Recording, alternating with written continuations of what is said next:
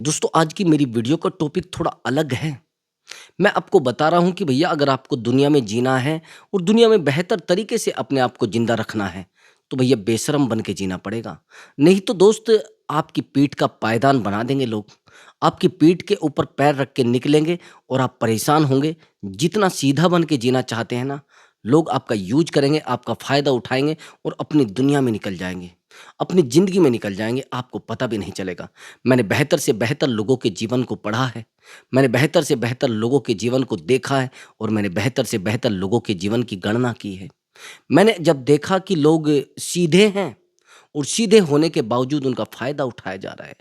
मेरे पास बहुत सारे ऐसे लोग आते हैं जो कहते हैं कि गुरुजी हमने अपने आप को बहुत सीधा बना रखा है, लेकिन पता नहीं लोग हमारा यूज़ करके चले जाते हैं, लोग हमारा फ़ायदा उठाकर चले जाते हैं, लोग हमारा पैसा लेकर चले जाते हैं और जितना हम सीधा बनने की कोशिश करते हैं, लोग उतना ही हमारी पीठ का पायदान बनाकर आगे निकल जाते हैं।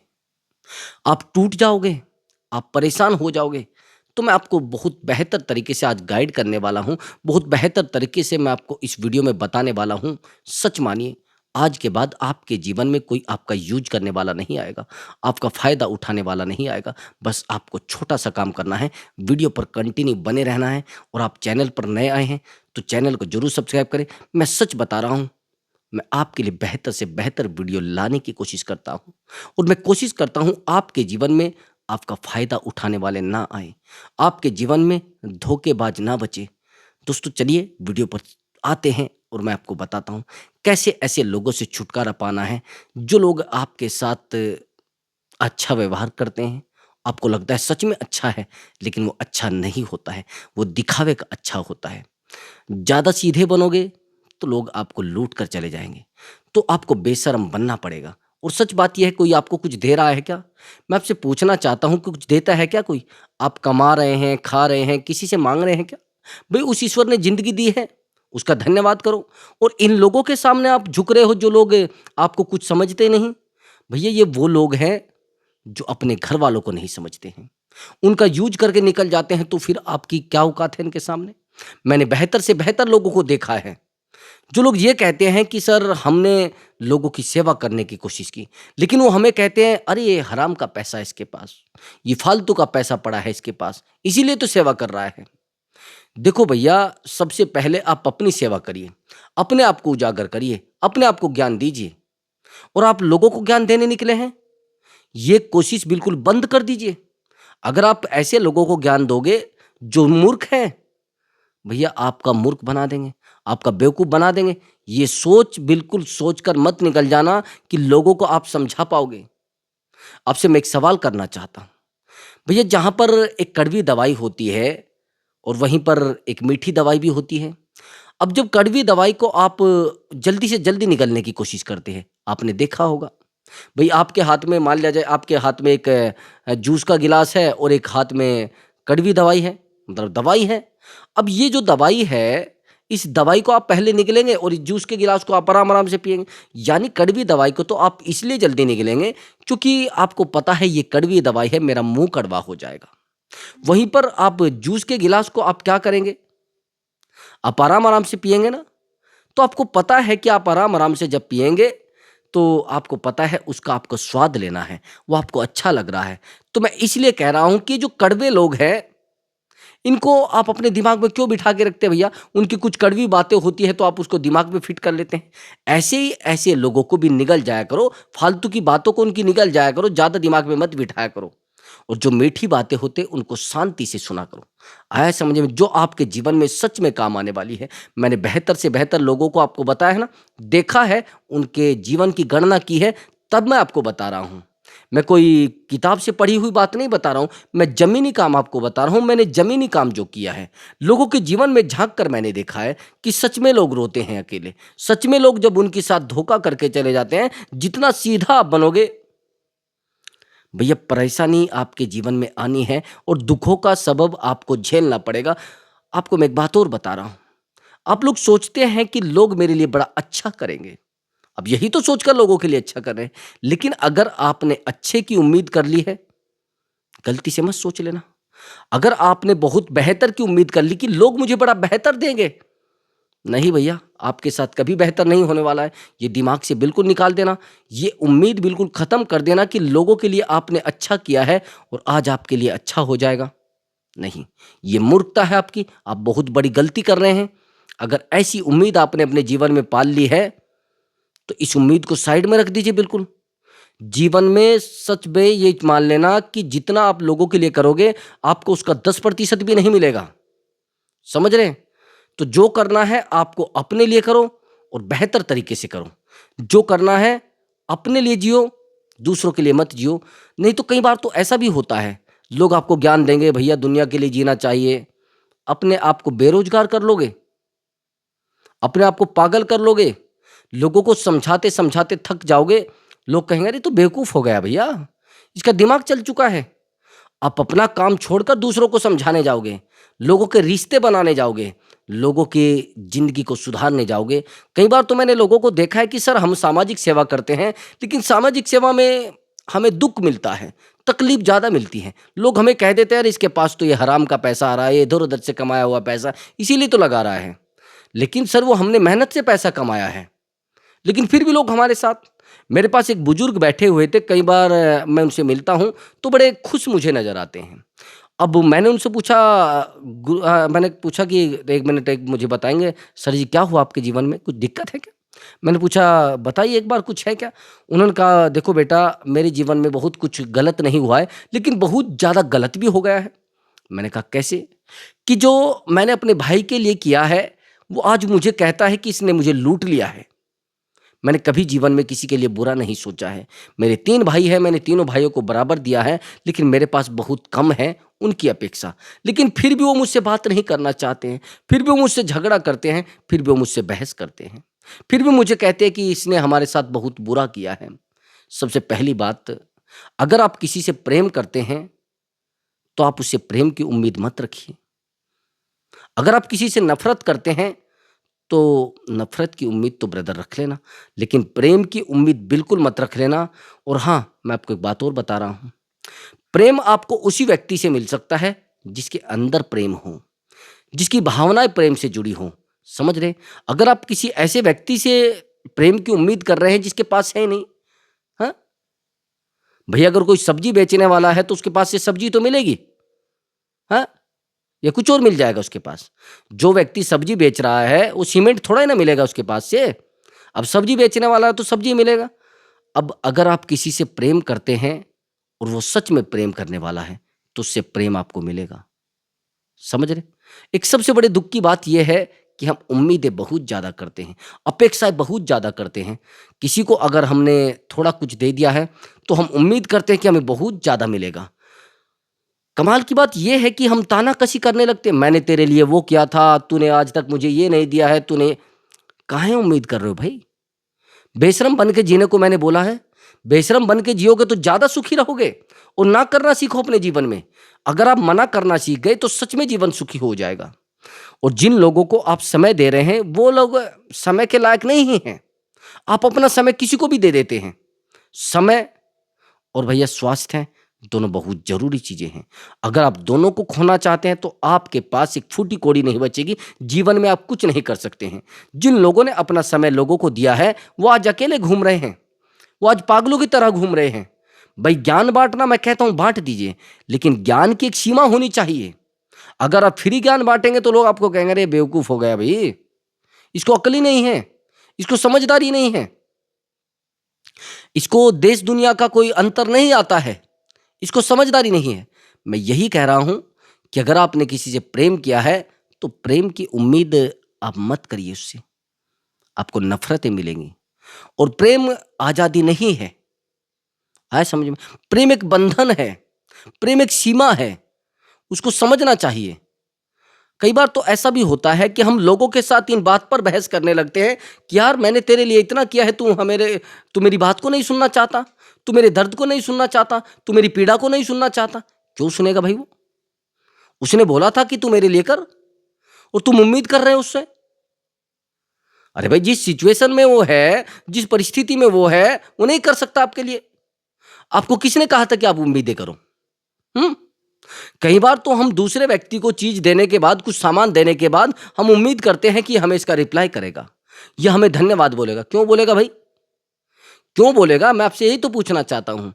अगर हम किसी को कोई चीज़ गिफ्ट कर देते हैं, तो हम उससे थैंक यू की उम्मीद रखते हैं। क्यों भाई? काहे उम्मीद कर रहे हो? जब दे दिए है तो दे दिए। मैं एक छोटी-सी घटना आपको बताता हूँ, छोटी-सी कहानी है, शायद आपके जीवन पर फिट बैठ जाए। एक बार ऐसा हुआ कि बुद्ध बैठे हुए थे एक नदी के किनारे। अब जब बुद्ध नदी के किनारे बैठे हुए थे, वो नदी बह रही थी आराम से। अब किसी राजा को पता लगा कि बुद्ध वहाँ बैठे हैं, और मैं कोशिश करता हूँ कि मैं बुद्ध को कुछ दान दे देता हूँ। अब राजा निकले तो उनको देखा कि हाँ, सच में बैठे हैं बुद्ध। तो अपने राज्य में गए तो वहाँ से कुछ एक बड़ी पोटली लेकर आ गए, जिसमें बहुत सारा पैसा था, जिसमें बहुत सारी असरफियाँ थीं। अब उस असरफियों की जो पोटली थी, वो जाकर थमा दी बुद्ध को। उन्होंने कहा कि ये मैं आपको, महात्मा जी, ये जो मैं आपको ये पोटली है, मैं आपको दान कर रहा हूँ, इसमें कुछ है कि ठीक है, जाइए। अब तभी उन्हीं के सामने, राजा के सामने, वो पोटली बुद्ध ने वो नदी में बहा दी। अब राजा कहने लगा, अरे आप ऐसा क्यों कर रहे हैं? महात्मा जी, ये गलत है, इसमें असरपिया है। कि देखिए, अब ये आपने दान कर दी है, या आपने गिफ्ट कर दी है, तो इस पे आपका कोई अधिकार नहीं है। ये कहाँ बहा रही है, ये कहाँ बही जा रही है, ये कहाँ फेंकी जा रही हैं, ये किसको दी जा रही है, तो आपका अधिकार नहीं है। यदि आप किसी व्यक्ति को कुछ देते हैं और वो कहाँ उसको फेंकता है, वो कहाँ नहीं फेंकता है, वो अधिकार उसका है। अब आपका अधिकार समाप्त हो गया है। तो आप प्रेम की उम्मीद कर रहे हैं तो मत करिए। खुशियों की उम्मीद कर रहे हैं लोगों से, मत करिए। भैया, लोग तो नमक लेकर बैठे हैं, बस जिस दिन आपको मिले तो आपके जख्मों पे छिड़कने को तैयार बैठे हैं। तो आपको उम्मीद है कि लोग आपको प्रेम देंगे, आपको उम्मीद है लोग खुशी देंगे। लूट खाएंगे भैया। आपको पता भी नहीं चलेगा कि कब आपकी जेब से क्या निकल गया। आपको पता भी नहीं चलेगा कि कब आपको डिप्रेशन दे के चले गए। आपको पता भी नहीं चलेगा कि कब आपको 10 दिन की टेंशन दे के चले गए। आपको पता भी नहीं चलेगा।